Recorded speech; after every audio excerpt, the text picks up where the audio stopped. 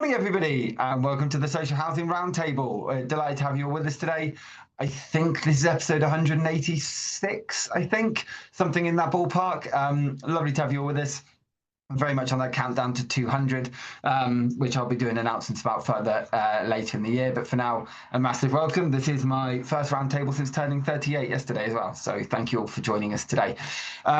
To those who I don't know, to those I've not met, a huge welcome to the community. The roundtable is run every single week. We do this every single Tuesday at 11 a.m. on Zoom. It is completely free and is sponsored by Alertical and by CMSG and by people who do occasionally sponsor individual sessions as well. So a huge thank you to everyone who's committed to those, sponsored us through the year. It is what keeps us running for free. The other half of my business is recruitment. I've been working in recruitment now for 14 years. If you're looking for recruitment support, please do reach out. I know things are a little quiet out there generally, but if you are looking for assistance, please do come and have a conversation. It does genuinely keep this community running and available for all. Thank you to everyone else who's wishing happy birthday in the chat as well. It's very appreciated. So on to today. So Sam and I have known each other a little while. We've been trying to kind of find a way to get onto the roundtable for a few weeks, but as people are aware, we've only got about 4 slots that aren't booked through the course of 2025 at the moment. So we're delighted we can get Sam in through this year.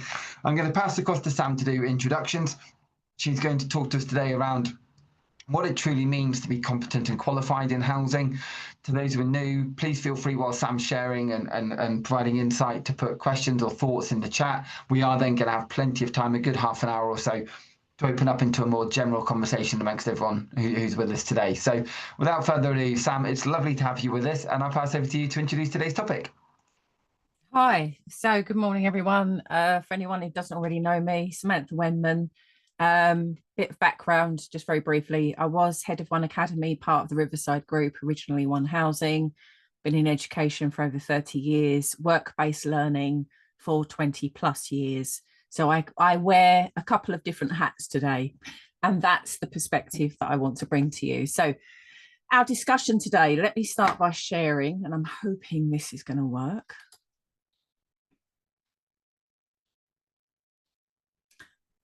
Am I sharing? You are, but we can see kind of the full thing. If you want to try and start the presentation, hopefully we'll be able to see. Should be top left. Might work. What about now? We're away and going. Okay. Okay, so the brief. What we're here to talk about today is it's very much in context of the competence and conduct standard. But what does it really mean to be competent and qualified in housing? And I think this is quite a debatable issue. And what I want to talk to you about is a perspective that I've come from with the both hats on, as I've explained, and some of that knowledge that I bring about the learning processes. Now, you might be slightly confused in looking at this and thinking, why have we got a picture of Turner sitting on the screen here? Well, this picture perfectly depicts our situation. Industrial Revolution. This picture depicts the tensions that existed between the old, the new, the change, the dynamic technology, and all of that change and challenge that came with it. And Turner depicts it beautifully in this painting. So that's why I've chosen it. So we're on a quest, the quest for genuine competence beyond qualifications. So in practice, what we're talking about here is workplace competencies describe what's desired, the performance, but it doesn't really provide that assurance. It doesn't provide that assurance about what do we actually mean to be competent? How do we test it? And how do we prove to others that we are actually competent?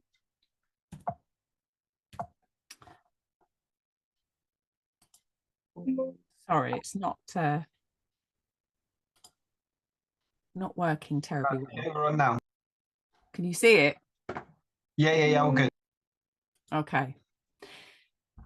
Now, just a bit of background about why we are where we are. Well, we know that there's been some really big issues. We've got the Grenfell fire. We've got the really unfortunate death of Awab Ishak. We know that through the reviews that trust with tenants is a challenge. We've had issues of quality. And this isn't because we come to housing because we don't know what we're talking about, or that we don't have a passion for it, or that we don't believe in that strong social purpose. But without a doubt, we cannot deny the evidence that there is issues around the safety and the quality. Residents are saying that they don't feel treated with respect. They don't feel listened to. And I think that very much relates to the Grenfell fire as well. We know that there is gaps. We've got gaps in what we know in terms of knowledge, in terms of qualification. And I think some of those underpinning skills that we would regard as a professional conduct in behaviours. And we also know that around 50, 60% of people sitting in management qualifications don't actually have formal qualifications in housing at the moment. We've got quite a mixed picture across the board of different types of training, different emphasis on training, different priorities for training, different career development pathways. There is no consistency currently. Tenants don't always feel valued. And that's something that's come out in many of the reviews. We also know qualifications do provide a good benchmark, but not necessarily a guarantee of competence. So what does the evidence tell us about the quality and accountability? And I always think, follow the evidence. It's telling us here what we need to do.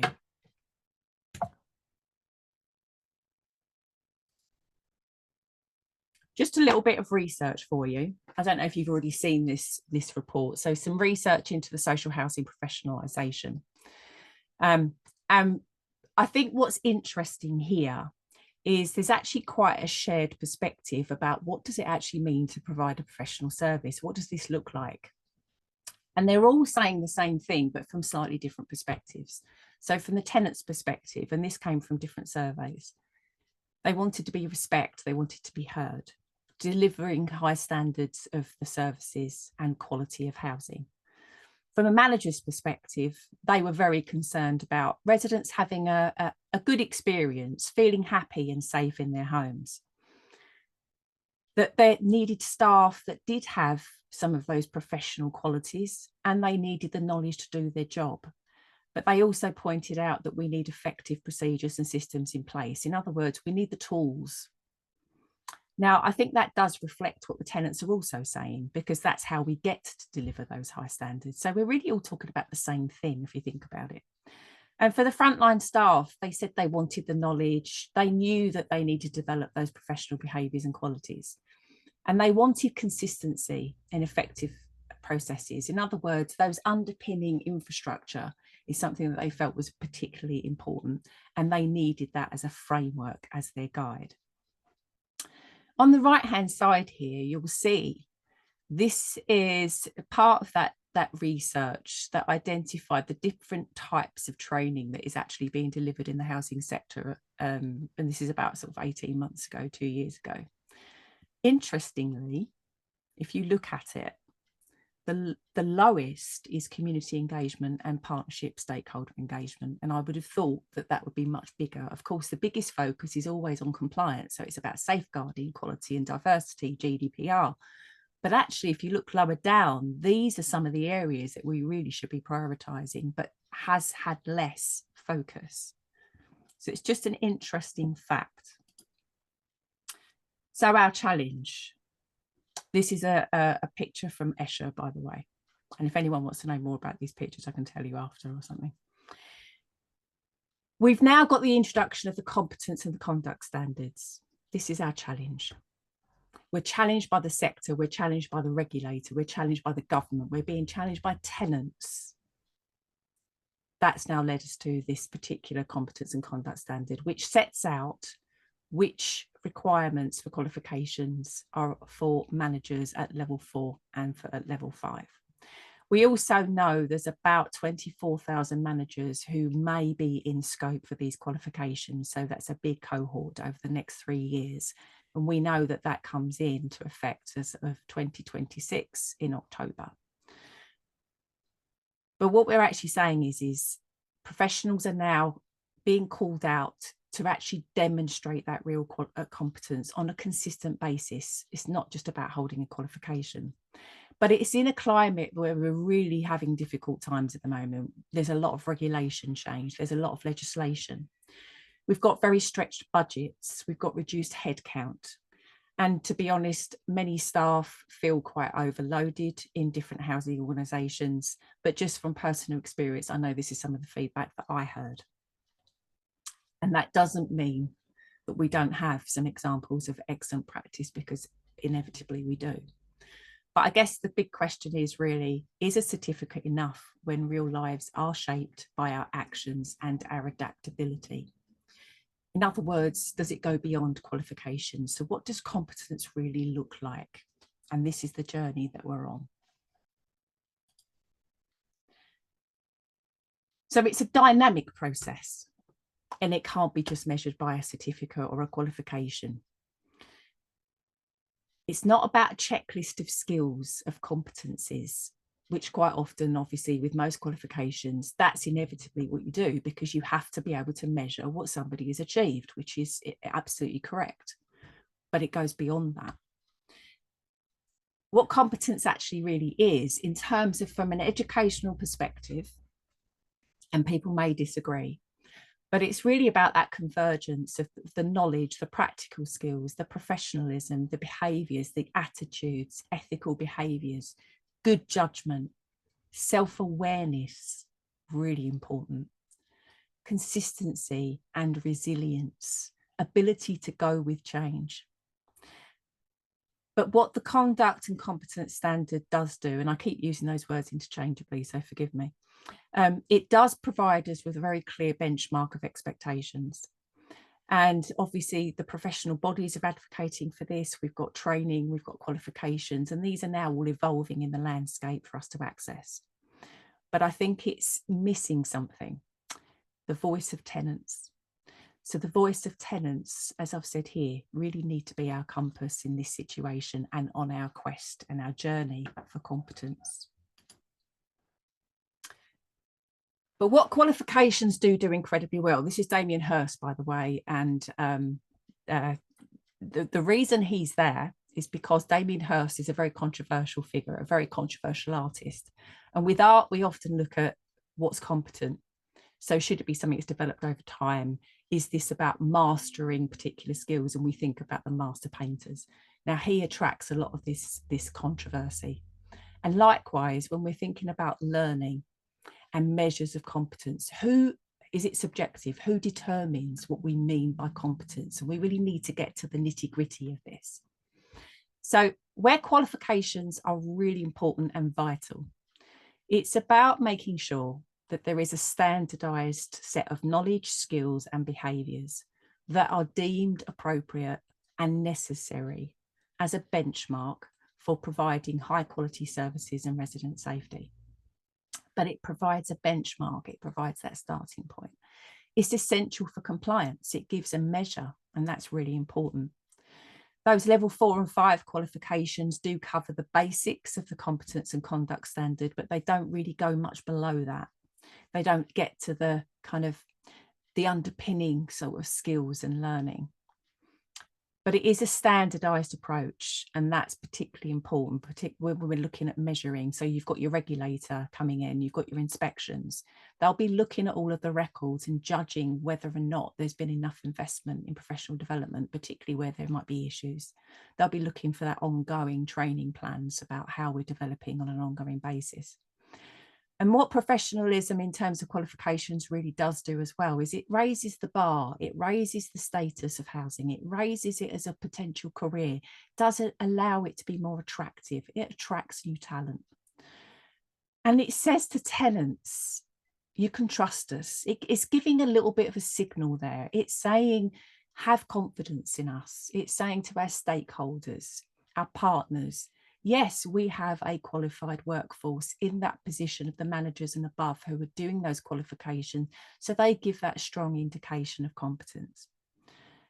And I think what's most important to remember is quite often people who really need the learning are unaware of the learning that they need, or they may be unaware of the gaps in their competencies. So again, by making it mandatory, it's really important that everybody in scope has to do that qualification. Boom, it's standardized. It's not reliant on volunteers coming forward. This is Leonardo da Vinci and Michelangelo. And the reason I've put these here is because when we think about qualifications, we're done. I've proved my competence, but that's not so. When we think about mastering anything, it gives a good starting point, but actually it's an ongoing process. It starts as an apprenticeship maybe, or even if it's not a formal apprenticeship, you enter into a sector, you learn from the others around you, you learn from experience, you're learning over time. It isn't something that you just suddenly do a qualification, I'm competent. It develops over decades even. And that's why all the sector competence that we have in terms of those people that have been in the sector for so long, we really want to be able to retain, because they can pass on all of that knowledge. But what qualifications don't do, and this is where they are quite limited in terms of competency, they will focus on recall, explaining, or applying your knowledge and theory to a particular controlled scenario. They don't really assess particularly well those underpinning behaviours like critical analysis, for example, professional behaviours. That's a very difficult thing to measure because you can only do it in a fixed scenario situation, whereas true competence is when we can apply it to changing situations. We also risk, when we're looking at qualifications, credentialism. And what do I mean by that? It can be misunderstood that having a qualification makes you competent. This becomes the minimum bar, and we start excluding people that may want to enter into the sector but don't have those qualifications. So we start to narrow diversity, we start to narrow the talent pool. And it's really important that there is an offer that enables somebody to enter the sector with transferable skills, but then has the ability then and the support to gain those qualifications. And we need to make sure we don't fall into the trap, which is quite often what happens when we're thinking about compliance. It's a tick box. But meaningful, ongoing CPD, that's where the deeper learning actually happens. That's where it becomes fully embedded in our unconscious and our conscience. And that's where we actually start to really make a difference and demonstrate true competency. And I think we also need to think about future proofing. The trouble is with qualifications, they will measure what we can do now, and they will be set against what's required now. But do they really keep pace with the change? Think about data management, for example. Think about the use of AI. That's coming, it's here. Are we competent to use it effectively? And there are many obstacles here. So what we're talking about is overcoming all of these obstacles. And when we think about the obstacles and the barriers to professionalisation, to taking qualifications, we know that time and capacity is a real issue. We've got budget constraints to pay for commercial qualifications. Retention of staff and high turnover and churn is an issue at the moment. And is there an appetite for those qualifications? Is there an appetite to have to do this, or will people choose to leave the sector? And this is where we really need to be focused on what's the overall strategy. How are we going to develop this workforce development strategy over time so it is sustainable? Or we could risk just collecting certificates, but are we really achieving true competence? Now we're looking at defining competence, and that's like getting to the real sort of nitty-gritty of the conversation here. So I've chosen to represent this as an iceberg because if you think about it, what we can measure, what we know, what is actually visible to us. I can see a piece of paper, someone has achieved that qualification. I know then that they've demonstrated their learning in the key areas that we've identified: customer service, for example, professional practice. They understand the law, they understand regulations, they've got leadership skills. But then once you've acquired that, what you're really looking for is that transitional process. So where does it become embedded? How do you now actually start to apply this? And this is where you start to get the more challenging scenarios. Can you apply it to real life unfamiliar, maybe more emergency situations. Now we're talking about the transitional skills. And then if we think about what's really underpinning all of this, and this applies across many sectors, it's not specialist to housing, people need critical thinking skills. And if you think about AI, for example, you could be using AI really blindly. You must interrogate everything. You must interrogate your data. You have to have critical thinking. What are your evaluations telling you? What are your surveys telling you from tenants? Where's the critical thinking here? We must be agile as learners. We've got to be able to have learning to learn skills, because that's what's needed for ongoing CPD. Accepting situations that we may have not performed well, we can understand what we may need to do better next time. That's where your reflective practice comes in. We need to be resilient and adaptable, because that's just the nature of the business, and to be honest, in most sectors. We do need those values and ethics, but it's really hard to teach. You develop them. You develop them over time by reflecting, by exploring, by challenging. And that change leadership piece. Effective change management is really, really challenging, but people need to have that ability. Managers need that ability to deal with it. Now, this is just something I've thrown in just to explain the process of competence, but I won't explain it too much as we're kind of running out of time. But essentially, it's just showing that there is a 4-stage process. And this is where I come at it from my learning perspective, from an educationalist perspective. We don't know what we don't know, but then we move into a stage where we start to identify our own gaps. And now we're aware of our own gaps, we start to act on it. We might do something about it. We can plug those gaps. We can enter into all sorts of forms of professional development. And now it comes into our actual consciousness. This is where we start to apply it quite naturally. This is where we're actually doing it. Now we're a bit more of a competent individual. We're a competent professional.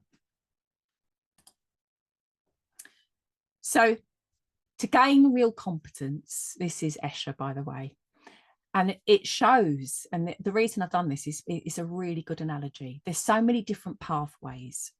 It's a continuous process. It just goes round and round and round. If you think about Kolb's experiential learning, we reflect, we apply, and that's how the learning process continues. But we need that experience by the on-the-job experience and real-world challenges. We need to be able to develop the abilities to manage complex situations, that reflection, listening to colleagues, listening to our residents, listening to the tenant feedback, listening to the sector, listening to the reviews. What are the messages? What is it all telling us? And I think I'm suggesting that true competence means a little bit more than qualifications. It's about the integration. It's the convergence of our knowledge, skills, judgment, ethics, and emotional intelligence. These are really what's essential to that underpinning ability to become competent, ongoing competence, ongoing professional development. And from that, we get growth as a professional. It helps to advance our career. It will help to develop the quality of the services that residents or tenants actually deserve and need. And I do think that we need to involve tenants in the delivery of some of the training. Now, I just want to explain very briefly, if you can hold your attention just a wee bit longer, the qualification options available at the moment. And I'm thinking now about the competence and the conduct standard. So we know we've got apprenticeships. They're funded, that's a bonus. They are really good as a longer professional development process. So it's great for people that don't have a lot of experience or have a lot of learning to do. But there's challenges with the off-the-job training because there's capacity.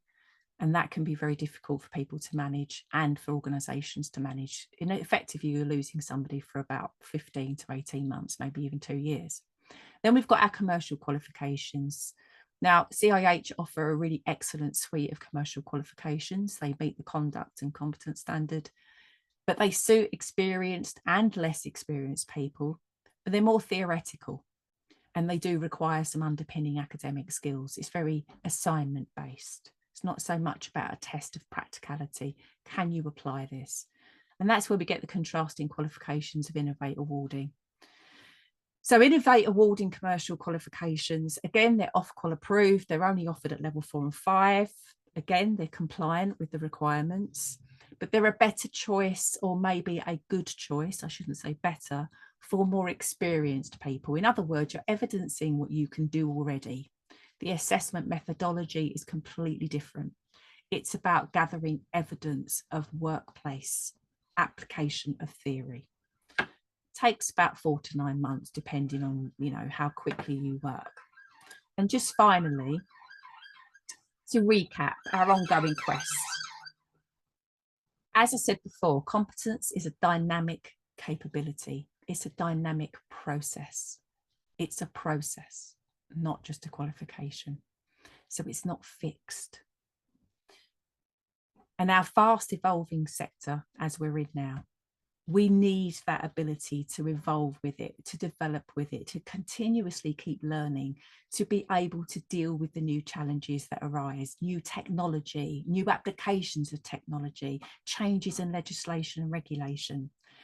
And I think most importantly, I want to say, I think we want to leave a legacy in terms of tenants, in terms of their quality of housing and their happy experience. So legacy is built on the impact that we have on our tenants and their lives.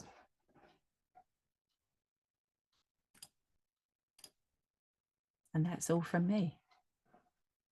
Thank you very, very much, Sam. Really, really appreciate it. I think it was very, very insightful. I can see a number of points coming through on the chat. I think for me, a couple of things that really stood out was this idea that, and this balance that we have between being in the sector for a while and gaining competence over time, no matter when you've been qualified, compared with then, as Jamie has put actually in the chat, a danger inherent at the 4th stage is our competence where we stop thinking because we know it all by then.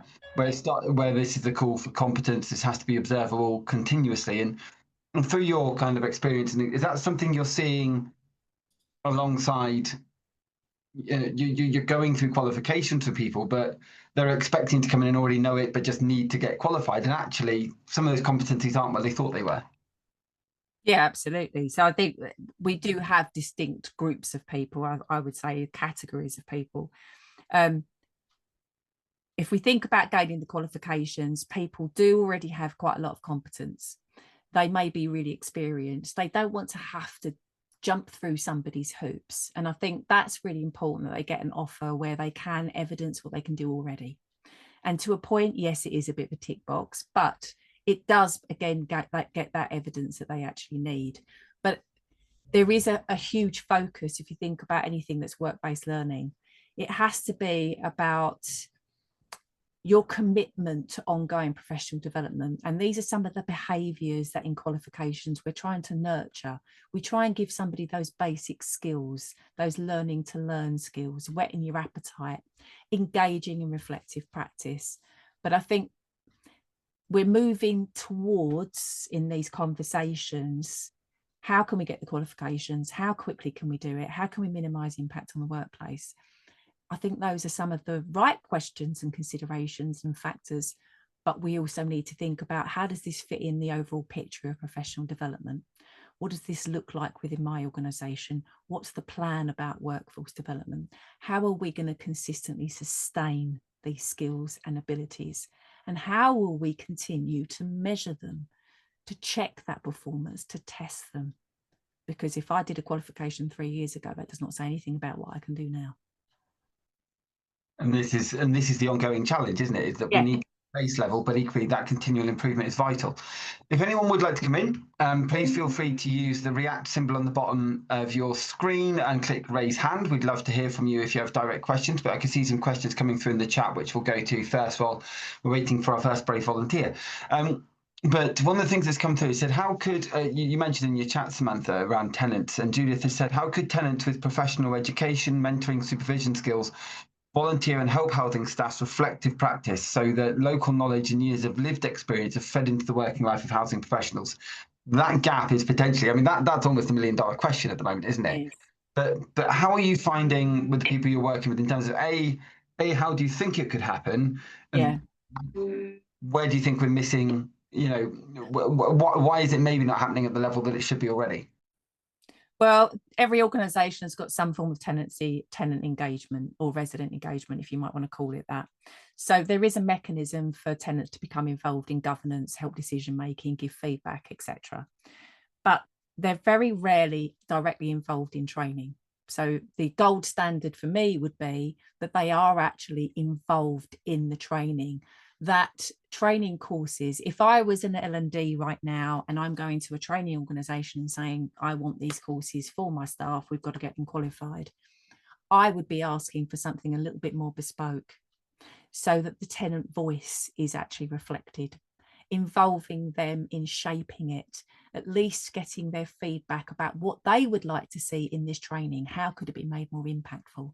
And there are mechanisms to be able to do that. And we can even involve informed tenants in the actual delivery itself. If you think about training, we can do it in so many more innovative ways. It doesn't have to be sitting like you just have done this morning with the presentation. It can be podcasts, it could be webinars, it can be debates and discussions, so much more interesting. But I think at the moment, the mechanisms we have are patchy. We take the insights from what we learn from our tenants in terms of feedback. We look at the data, we look at the quantitative and the qualitative data. And then somebody will then translate that and use that as identifying gaps. And then how might this indicate what training is needed? But how much of the voice gets lost in that process? And are tenants really involved in that? And I think there are some examples of good practice out there where tenants have been involved in workshops, for example, but I'm not sure that it goes all the way up each level of an organisation. And I think the danger is we can become quite detached from our residents. So I think we can go further. We can be going out in the community and spending a day shadowing our frontline staff, no matter what level of senior management you are. Engaging with our tenants that way in a real life situation would be an excellent learning opportunity. So that's like shadowing, for example, being proactive in that way, engaging with tenants at the point where tenants actually access services, events. We tend to send a member of our team to an event and then we might gather some feedback from them, but are we really maintaining that direct contact with our tenants? So I'm not sure if I've directly answered your question, but those are some of the thoughts that I have and some of what I've observed about where the gaps are and maybe where the disconnect is and how we could do it better. I know that one of the things that came out of the Rochdale inquiry after the death of our Bishak was that the housing officers have been saying for a while, there's big problem, and the execs weren't hearing it. So Yeah. that I know there are more execs now doing walks with Yes. housing officers, but so much of it is around listening to housing officers and respecting their voice. And sometimes that's something as well culturally that's been missed. There's a point, I'm going to come to Brian in just a second, but Tim had mentioned in the chat there, with over 40 years in housing, I can confirm qualifications acted as a get-in and a baseline. Yes. With the decades of experience, I'd suggest it's proved the ability to view situations in a competent way. Continuous development allows to keep up with current practice. So I 100% agree with what you're saying, Samantha. Brian, I'm going to bring you in. Case Management Solution Group, or CMSG, are the home of React, the UK's #1 case management system for ASB and community safety. We are delighted to have them as one of our key sponsors for Social Housing Roundtable 2025 into 2026. And with the ASB app now fully integrated to the platform, it allows residents to record, monitor and report issues directly to their case office in live time. What's not to love? CMSG are bringing simplicity back to case management, and I cannot recommend them enough and thank them for all of their support through this period and through the rest of the year. Thank you, CMSG, and do please go check them out on social media and on LinkedIn. Thank you. Alert Call return as one of the keynote sponsors for the Social Housing Roundtable in 2025 into 2026, and we're delighted to have them back. Alert Call help as many people as possible feel safe, connected and informed by combining ingenious technology and award-winning human contact. As you can see from this touchscreen I've got with me, Alert Call's digital engagement solution helps social landlords proactively know their customers and properties by putting a portable touchscreen in every home, offering a daily property check through the optional OK Each Day service, plus repairs reporting, tenant surveys and much more. They also provide Beyond Warden Call, an easier, simpler and lower cost wireless warden call solution with video door entry, dispersed telecare and smoke alarms. Alertica will work with over 60 housing providers across the UK to enhance two-way engagement between customers and their landlords. In 2022, Alertica won the Queen's Award for Enterprise and Innovation, and in 2023, Alertica won Housing Supplier of the Year. We're delighted to have them back with us throughout the course of this year, and please do go check them out on social media and LinkedIn to find out more. Thank you very much, Alertica, for sponsoring us again. I'm very interested in what you just said, Sam, about tenants involved in training, because when feedback and surveys and everything else are carried out, they are interpreted. They are interpreted by somebody who's not actually on the front line, or who's not face to face with a tenant. And sometimes them interpretations are carried out and reported in a professional corporate report, which is so divorced from what actually a tenant wants. But the whole concept, and I've actually done it in my housing organization, is where I made a presentation on neighborhood services and presented it to the neighborhood teams. And it was quite funny, because the reaction to what I would call a professional report, which had been presented before mine, was completely different. You know, it's oh, right, yeah, okay, that's what you're talking about. You know, it's like a neighborhood looks a bit of a mess, but to put that in a professional context, it might be, well, that's a grade C or a grade D or whatever. But what the tenants are talking about is the fact that there's weeds all over the road, you know, and it's getting that interaction and understanding. I'm going to use a phrase that sometimes is missed out, and that's common sense. Yes. Yeah. Exactly. Yes, you're absolutely right. And I think we're very guilty of this, I think, and I include myself in this, and it's not a judgment about everybody else, but I do know that we have a tendency to do, we'll gather all this information and this data, and we'll do our own analysis, but inevitably we bring our own bias, we bring our own cognitive bias, we bring our own blind spots. So think about Johari window. What are we aware of, and what is so obvious to other people, tenants, but not obvious to ourselves? And that's where I think some of the disconnect can occur. It's not intentional, but it happens. So it loses impact. And I think when we put together these kind of professional reports, we can water down the messages, and we kind of lose the key message in the word salad. It sounds very nice, but it's less impact. Thank you very much, Samantha and Brian. Jamie, I'm going to bring you in. Yeah, thank you very much, Sam. That's been really, really good. I'm reflecting on some of the things that you said and some of the comments that have come through here in the chat. This is one of the reasons why this forum is so good. It generates a lot of thinking. Thinking generates action. Action changes the world. I think what we're looking at here is kind of creating a community of our community. If we expect that if an organization expects that it can satisfy everything by itself, it had better live up to its own belief. 99 times out of 100, it probably can't, because it too is made up of imperfect people, and we all make mistakes and all the rest of it. So why is it that we can't build a community that then feeds in the level of demonstrable competence, which is repeatable, observable, reactable, learnable from, that's a horrible phrase, actions that are moving in a particular direction? You can assess both on the intent and the demonstration, and then you can feed back in. And the membership of that is literally whoever wants to be involved, whatever their status, whatever their position, as long as they have an interest, whether it's to work for the organization, whether they live in the community, or whether they just care and nothing else. Where are those people in all of this? Where is it that we kind of self-select who's allowed to be part of the table, who's allowed to take a seat, and not? I think these tables should be bigger than we actually sometimes let.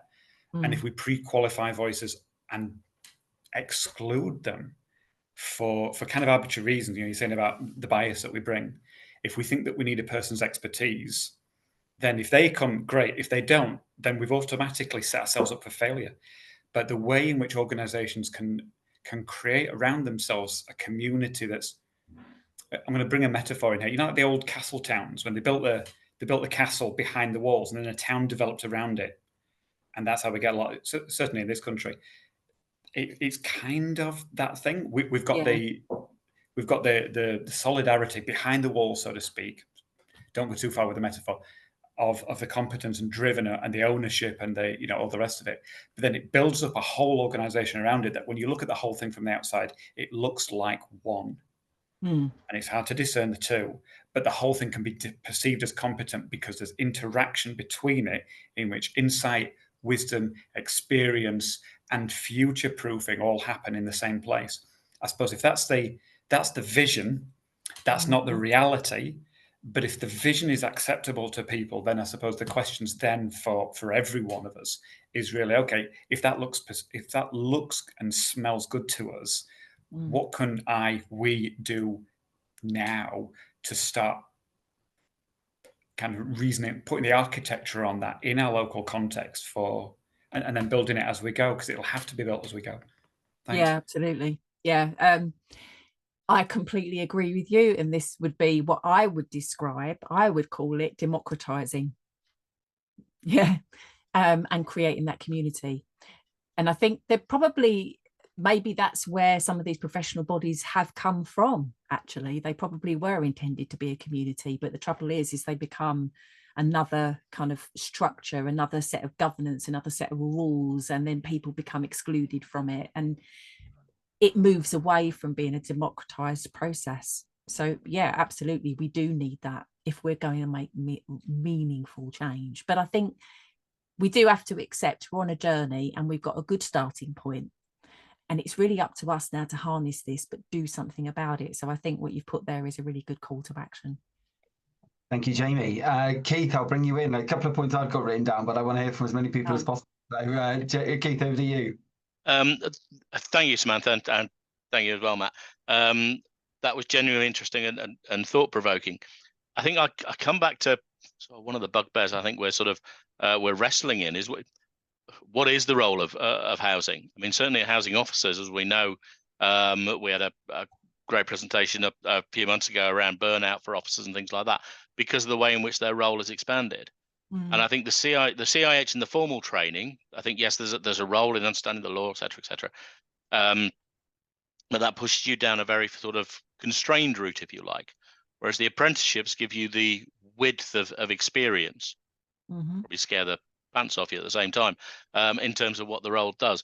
But have you got any thoughts in terms of how do we put a boundary around the role? What is it we're expected to be competent and professional in, given the way that the role of certainly your frontline housing officers have expanded around enforcement, social workery stuff, etc. And I just don't know that any of the formal training is currently fit for purpose versus something like an apprenticeship and learning off the lived experience of tenants as well. Yeah, no, you're absolutely right. I mean, the apprenticeship does give you that more rounded approach. You're right. The trouble is that it's not very attractive for a lot of people for so many reasons. You've got the off the job, for example, and that causes a backfill issue. And also it takes longer. And so the retention on those programs can be quite challenging. So, but I think for me, it always starts with what does that role require, that role competency, and then we should work backwards. But I suppose it's very difficult to pin down, because if I said, okay, we've got a frontline housing officer role here, and these are the competencies they need, this is how I would define all of those different competencies. It's already out of date now. And that's part of the problem, and it's constantly evolving. So we need to move probably. Yes, you need knowledge. Of course you do. You need to know circumstance. You need to know about ASB. You need to know about safeguarding. You need to know about different types of tenure. But what we need more in order to be effective, in order to be competent, is the ability to engage with that reflective practice and the ongoing professional development. And I don't mean I'm going to go and do a training course. I'm talking about really learning from what we do and considering it, applying it, and having that kind of learning culture within teams. And that can be nurtured by a leader, by a team leader, by a manager. So as a manager, how are we nurturing this? So it doesn't have to be a fixed set of competencies in each of these individuals within your team. You're encouraging them to develop a set of behaviours to really engage with ongoing professional development and growth as a professional. I think that should be more of the focus, really, if we're going to seriously continue to make some progress in delivering excellent quality of services for tenants and residents. And we're going to start to listen to them. It doesn't take a qualification to listen. It doesn't. I can listen. I now need to be proactive. Again, I can't teach someone to be proactive. That's a behaviour. It's a willingness that I can't teach. This is about behaviours. And that's why I think it's up to the leaders, the managers, the team leaders, our executives to really set that tone, to role model it and to nurture the learning in an organisation. It's a bit of a cliche, but that's really the only way. We cannot define it because it's constantly changing. Keith, I'd love you to respond. I think there's a degree to which you're preaching to the converted in this group. I think we're like-minded. I think I can completely agree in that developing the learning culture, my brain goes to when we're tested against the standard, how are we going to be able to demonstrate that? Because I agree, the foundation work of formal learning is, yes, that can be a part of it. But I love the idea that actually the listening is the way in which we're actually going to be able to develop the behaviors that match what our tenants want and need from us. And yes, there's an awful lot of management of people that gets involved in this as a part of it. And be able to listen. I know one of the comments is that a lot of people can listen without understanding. Yeah, and we're probably all guilty about that at some point or another. But it's just that role of the housing officer. I don't want to put a boundary around it. So I think you're right. Actually, just allowing it to be expansive as it needs to be, based on the needs of what people are saying when they're talking to them, is a powerful thing. I'm just partly because I'm sitting writing a self-assessment against consumer standards at the moment. I'm trying to figure out how do I put that on paper. So and I think improve it to others. Thank you. And this is where so much of the challenge comes, because on one side, so I'm running a session at the Housing Community Summit in September. It's lunchtime of day 2, which is a little bit disappointed in terms of the timing of it, to be honest with you. But the session is called "I'm a Housing Officer. What does competency and conduct mean to me?" Because the focus of the standard is so often on senior management and execs and everything else that's being pushed. And I've said this at events, I've said this at conferences. For me, that there's 2 reasons this whole standard has come about. And one is that we haven't listened to tenants. We've shown we haven't, a lack of competency and a lack of conduct. We have ignored tenant groups when they're saying there are problems. I mean, you look at Grenfell, you look at Lanfrantar, you look at our Bishak, and more and more and more. So therefore, something needs to change. But we're also doing it by comparing ourselves to stuff like education and nursing and all these other where I don't care whether the head teacher has a PGCE, but I want to know that the teacher's doing the teaching do, and yet we're not qualifying housing officers. So that's one side of it. On the other side that I think is really, really challenging at the moment is that because the sector, and Samantha, I'm interested in your thoughts on this, but I think because the sector is under so much pressure because it's made so many mistakes, and those mistakes are often made incredibly public, I think this idea of competency and conduct has now become almost perfection. So how do we make housing people who work in housing perfect so that these problems don't happen again? Without kind of going, sometimes things happen, but what we need to make sure is that enough processes were done that actually it was maybe just a one-off, rather than going, which seems to be the narrative, which is that our Bishak was basically the tiniest tip of an iceberg that we know is just going to get bigger and bigger and bigger because there have been so many problems that have occurred over the years because of that lack of, and I think you're right, someone's putting every role requires empathy, that lack of caring, that almost burnout, but getting to a stage of going, but this is just what I do, this is my job, I've done this for years now, I've worked in housing for 30 years, I'm a chief exec, I'm not going anywhere because my salary's good and I know what I'm doing. And as you say, but you're not moving with the times, you're not catching up with technology, you're not moving with AI, your business isn't culturally adapting. So you probably need to leave the sector. And that's a very difficult conversation to have. Oh, yes. I mean, if you think about, I mean, I know from education, I've turned around 2 organisations from failing to being in the top quarter of the country. And I can honestly tell you, it really wasn't that complicated.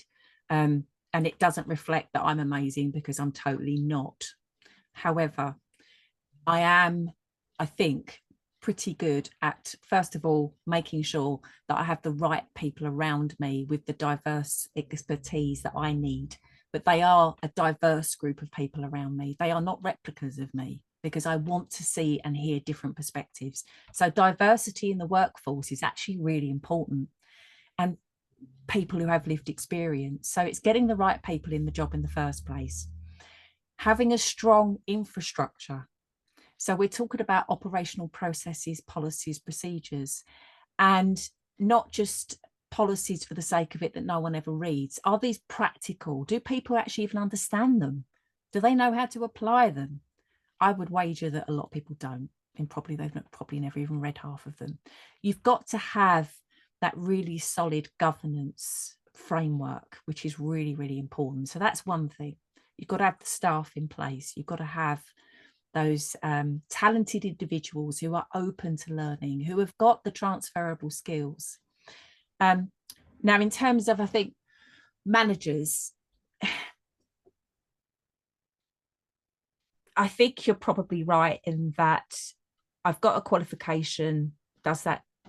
Am I now competent? Should I be challenged? I don't need to do any more. I've proven it already. But I think being open, like we were saying earlier, listening, truly listening, and developing much better mechanisms for that key messaging from tenants all the way up the chain, rather than it getting watered down when we do these reports, when we feed back certain data. We can portray data in a certain way to deliver the messages that we want. So are people really listening, truly listening? And I think that goes to all of the different levels, and a willingness to take it on board.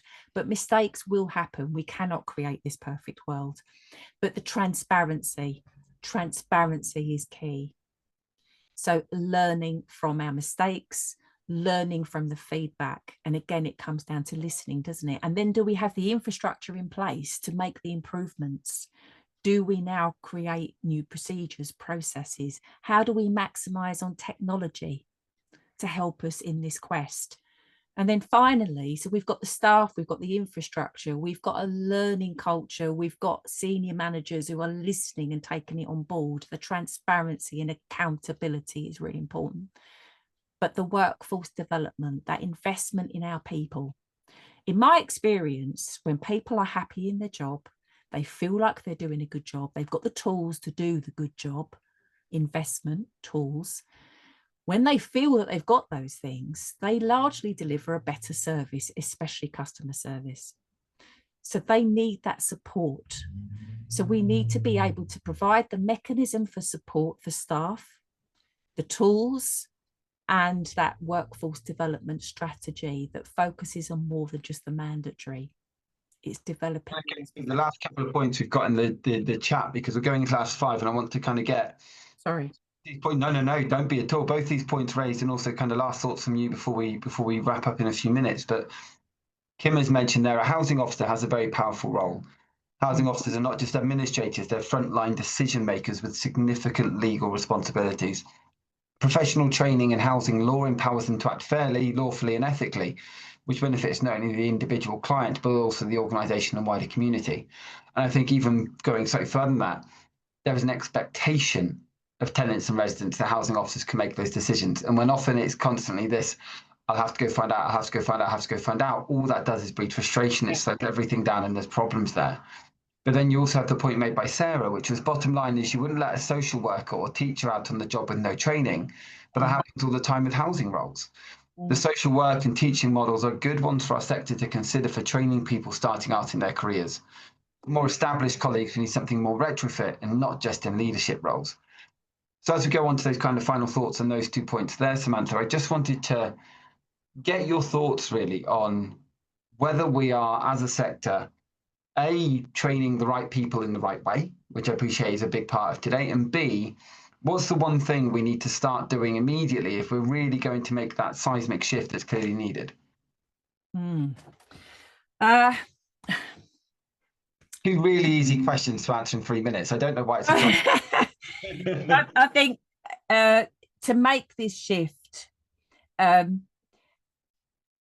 think that we do need to probably start investing much more in our frontline staff as opposed to our senior executives. I think there's a lot of experience there. There's a lot of challenge they already know, but really what is the opportunity for our frontline staff, particularly if you think about career advancement? And I think qualifications do matter. We do need that as a baseline, but are we really creating entry points? Are we getting that diverse kind of workforce that we really need at that level? And I think that can be developed through not just qualifications, but a really strong professional development offer, an internal professional development offer. We need to bring people together as well. So have we got forums where they kind of develop action learning sets? People come together as professionals across different departments. That partnership working, team working, a lot of that doesn't really happen. We tend to go into our own silos. And trust. Managers need to trust. Senior executives need to trust.